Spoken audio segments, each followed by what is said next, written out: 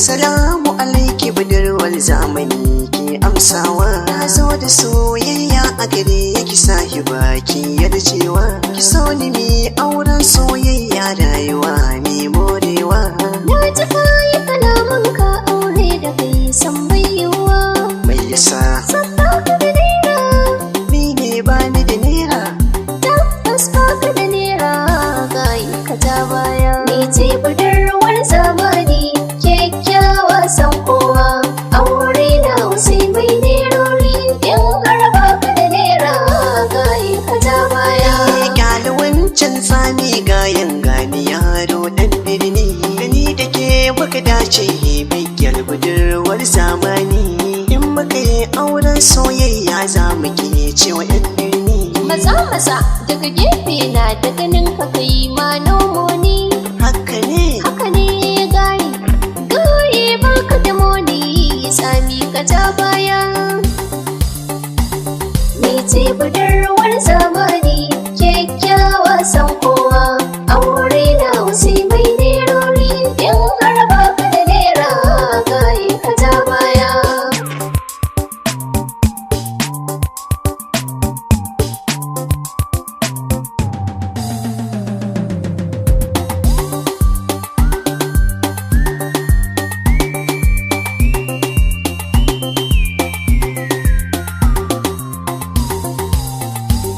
Ni ce budurwar zamani. Kyakkyawa san kowa.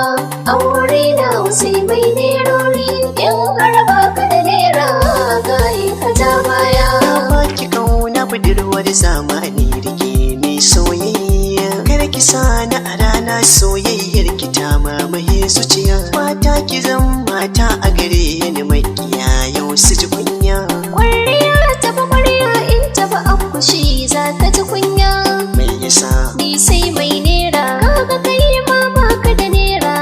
Gayi ka ta baya. Ni ce budurwar zamani.